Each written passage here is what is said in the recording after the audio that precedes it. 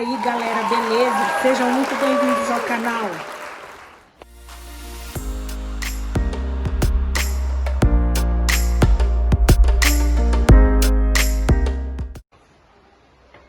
Galera, antes de mais nada, eu preciso pedir para vocês não se esquecerem de se inscrever no canal, de dar aquele like para fortalecer o vídeo e fortalecer o nosso canal.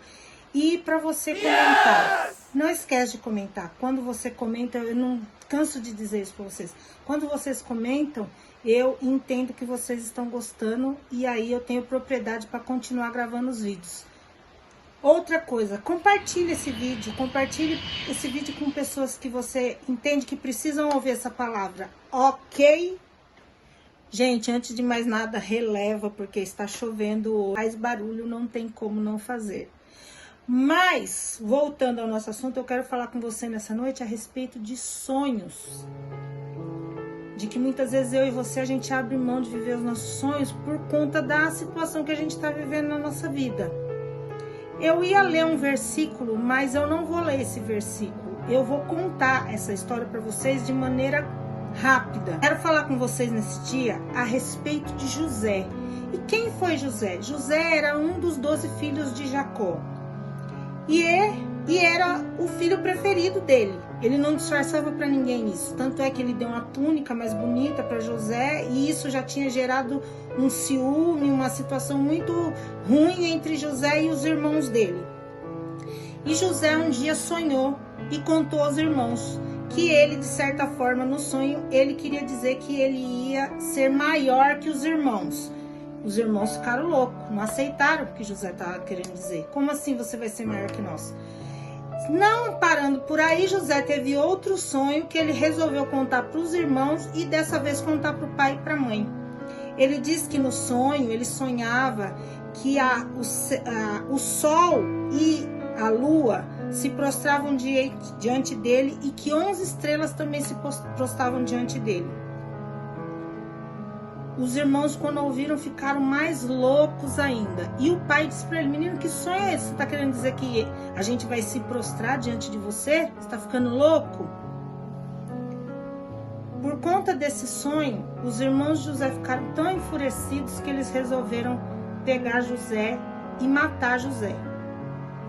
Na hora de matar José, um dos irmãos vira e fala assim: não vamos fazer isso não, pelo amor de Deus, né? Teve um lá que teve um pouquinho de juízo na cabeça. Falou assim: não vamos matar ele não, vamos jogar ele aqui nesse poço e a gente pega as roupas dele, mata um animal, suja de sangue e diz para o nosso pai que ele morreu. Nesse meio tempo veio um grupo que andava no deserto e levou José, os irmãos venderam José como escravo para eles. E eles pegaram José e venderam José no Egito para Potifar. Na casa de Potifar, José, que tinha tudo para reclamar, para ser uma maldição, para ser um problema, para dar dor de cabeça, não. José foi uma bênção, José fazia tudo bem feito. Potifar deixou a casa dele aos cuidados de José, viajava, fazia tudo e não tinha preocupação com as atitudes de José, porque ele sabia que José era um homem honesto, um homem de Deus. A esposa de Potifar, a Potífera, desejou José e tentou seduzir, mas José, que era um homem de Deus, não aceitou a sedução de Potífera, que, para se vingar, saiu e falou para o esposo que José que tinha assediado ela. E por conta disso José vai preso. José vai preso, fica um bom tempo na cadeia, e mesmo na cadeia, que ele podia desistir de tudo, que ele poderia querer morrer, que ele poderia abrir mão de todos os sonhos, de tudo que Deus tinha para a vida dele, ele continuou na posição e ficou sendo uma bênção tão grande lá, que abaixo do carcereiro, lá na prisão, ele era a autoridade maior. Para resumir, por conta de um sonho de 2 homens na cadeia, que se cumpriu 2 anos depois de que José interpretou o sonho desses rapazes, e eles saíram, um foi morto, o outro voltou a servir o faraó. O faraó teve um sonho todo o Egito foi e ninguém sabia interpretar o sonho. Aí esse rapaz lembrou de José que estava lá na prisão e falou: olha, faraó, tem um rapaz lá na prisão que interpretou um sonho que eu e o outro rapaz tivemos e foi certinho, ele interpretou corretamente. Então o faraó manda chamar José. José interpreta o sonho de Faraó. Faraó se agrada da interpretação do sonho de José, porque ele vê seriedade na interpretação do sonho de José, e tira o anel do dedo, o anel dele, de Faraó, no dedo de José, e faz José governador do Egito. O mundo começa a passar por uma grande escassez. Quem vai parar diante de José? Quem acaba se prostrando diante de José? Os irmãos e o pai. Todo mundo, quando eu escuto contando essa história, diz que o pecado de José foi ter contado para os irmãos que ele tinha tido aquele sonho. Mas agora eu te chamo a atenção para algo. Se José não tivesse contado o sonho, os irmãos não tinham ficado enciumados e os irmãos não teriam vendido José. José não tinha chegado do Egito, não tinha passado por tudo que ele passou, não tinha interpretado o sonho dos dois rapazes, não tinha chegado diante de Faraó e não era governador do Egito. Quer que eu fale outra situação para você?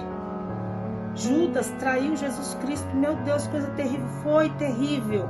Só que por conta da traição de Judas, Jesus foi preso, foi açoitado, foi cuspido, envergonhado, humilhado. Foi terrível, foi, mas a palavra de Deus se cumpriu, porque os profetas já profetizavam a respeito disso na vida de Jesus. Jesus foi crucificado, ao terceiro dia ressuscitou, e hoje eu estou aqui falando com você, e você está aí do outro lado ouvindo o que eu estou dizendo por conta disso. Porque ele pagou o preço pelo meu e pelo seu pecado, para que hoje nós pudéssemos ter vida. Então, para de reclamar da circunstância e da situação que você está vivendo, porque isso que você está vivendo hoje pode ser o que vai impulsionar você a viver aquilo que você espera, aquilo que você deseja no Senhor lá na frente. Outra coisa que eu preciso te dizer: o tempo não me pertence, o tempo não te pertence, o tempo pertence a Deus. E quem sabe o tempo de se cumprir todas as coisas na minha e na sua vida é Ele. Qual a atitude que eu e você nós temos que tomar diante de tanta situação adversa, tanta situação ruim que muitas vezes a gente vive? Eu nunca podia imaginar que um dia eu ia dizer para alguém que eu tive depressão. E eu tive. Hoje em dia, graças a Deus, eu estou melhor.